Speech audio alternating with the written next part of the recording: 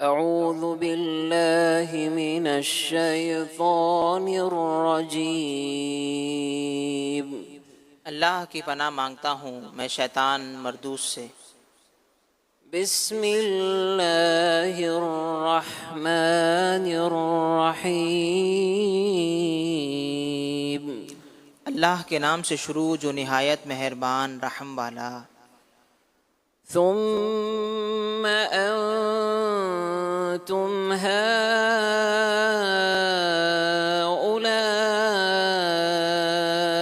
تقتلون أنفسكم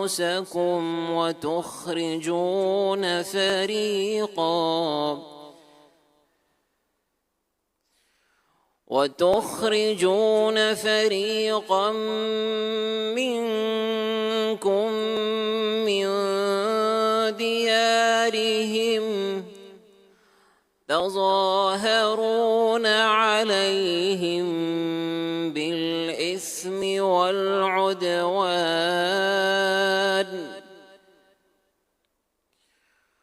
وإن يأتوكم أسارى تفادوهم وهو محرم عليكم إخراجهم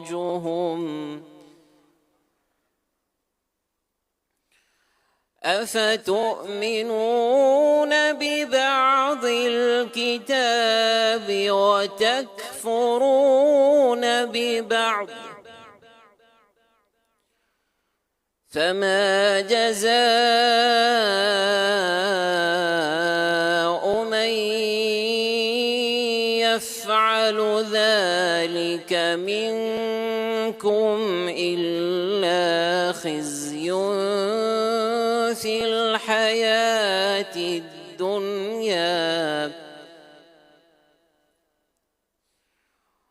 ويوم القيامة يردون إلى أشد العذاب وما الله بغافل عما تعملون۔ آسان ترجمہ قرآن کنز العرفان۔ پھر یہ تم ہی ہو جو اپنے لوگوں کو قتل بھی کرنے لگے اور اپنے میں سے ایک گروہ کو ان کے وطن سے بھی نکالنے لگے۔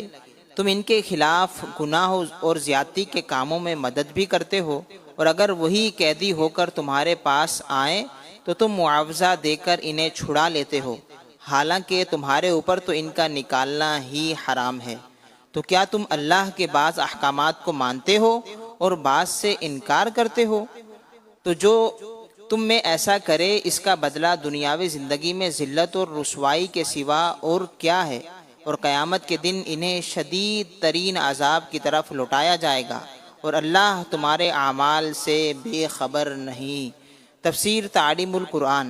تورات میں بنی اسرائیل کو 3 حکم دیے گئے تھے۔ نمبر 1، ایک دوسرے کو قتل نہ کرنا۔ نمبر 2، ایک دوسرے کو جلا وطن نہ کرنا۔ اور نمبر 3، اگر وہ اپنی قوم کے کسی مرد کو غلام اور عورت کو لونڈی بنا ہوا پائیں تو اسے خرید کر آزاد کر دیں۔ نسل در نسل یہ عہد چلتا رہا، یہاں تک کہ مدینہ منورہ کے گرد و نواح میں آباد یہودیوں کے 2 قبائل بنی قریظہ اور بنی نضیر میں منتقل ہوا۔ اس وقت مدینہ شریف میں مشرکوں کے 2 قبیلے اوس اور خزرج رہتے تھے۔ بنی قریظہ اوس قبیلے کے اور بنی نضیر خزرج قبیلے کے حلیف تھے، اور ہر قبیلے نے اپنے حلیف کے ساتھ قسم اٹھا رکھی تھی کہ اگر ہم میں سے کسی پر کوئی حملہ آور ہو تو دوسرا اس کی مدد کرے گا۔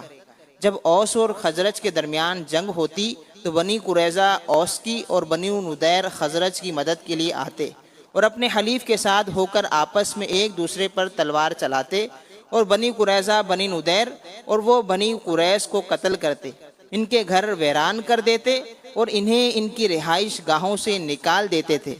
لیکن جب ان کی قوم کے لوگوں کو ان کے حلیف قید کر لیتے تو وہ انہیں مالی معاوضہ دے کر چھڑا لیتے تھے۔ لوگوں نے ان سے کہا تم بھی عجیب لوگ ہو کہ ایک دوسرے کو قتل بھی کرتے ہو اور فدیہ دے کر چھڑا بھی لیتے ہو۔ یہودیوں نے کہا، اپنے لوگوں کو قتل اور جلا وطن کرنے سے ہمارا عہد تو ٹوٹ جاتا ہے، لیکن ہمیں اس بات سے شرم آتی ہے کہ ہمارے حلیف ذلیل ہوں۔ اس حرکت پر انہیں اس آیت میں ملامت کی گئی کہ یہ کیا دو رنگی ہے کہ تم ایک دوسرے کو قتل اور جلا وطن کرنے سے تو باز نہیں آتے، لیکن جب کوئی گرفتار ہو جائے تو اسے فدیہ دے کر چھڑا لیتے ہو۔ کچھ احکام کو ماننا اور کچھ کو نہ ماننا بہت برا ہے، اور ایسے لوگوں کا بدلہ دنیاوی زندگی میں ذلت و رسوائی کے سوا کچھ نہیں، اور روز قیامت انہیں شدید ترین عذاب کی طرف لوٹایا جائے گا، اور اللہ تعالیٰ کسی عمل سے بے خبر نہیں۔ اہم باتیں: نمبر 1، شریعت کے تمام احکام پر ایمان رکھنا ضروری ہے، اور تمام ضروری احکام پر عمل کرنا بھی ضروری ہے۔ کوئی شخص کسی وقت بھی شریعت کی پابندی سے آزاد نہیں ہو سکتا، اور خود کو طریقت کا نام لے کر یا کسی بھی طریقے سے شریعت سے آزاد کہنے والا کافر ہے۔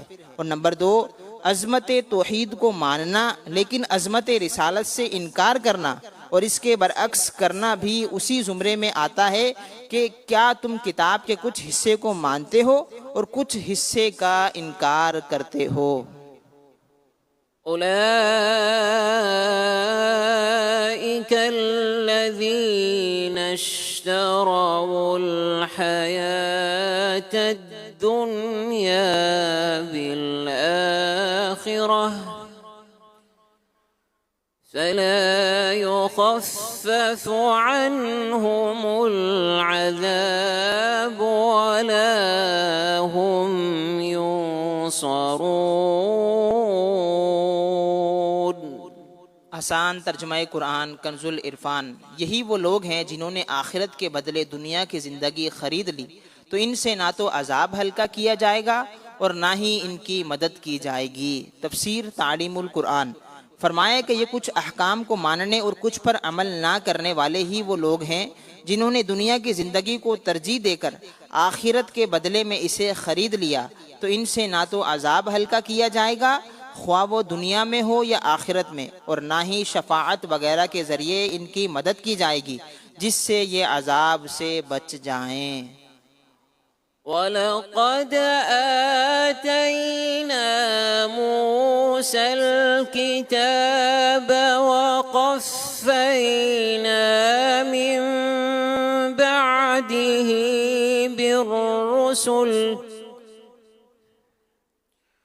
وَآتَيْنَا عِيسَى ابْنَ مَرْيَمَ الْبَيِّنَاتِ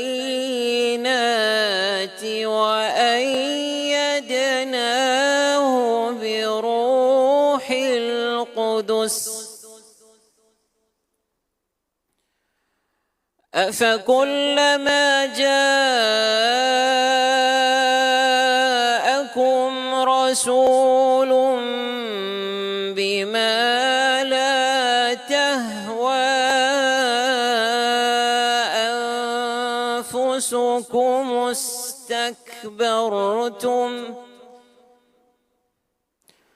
فَفَرِيقًا كَذَّبْتُمْ وَفَرِيقًا تَقْتُلُونَ۔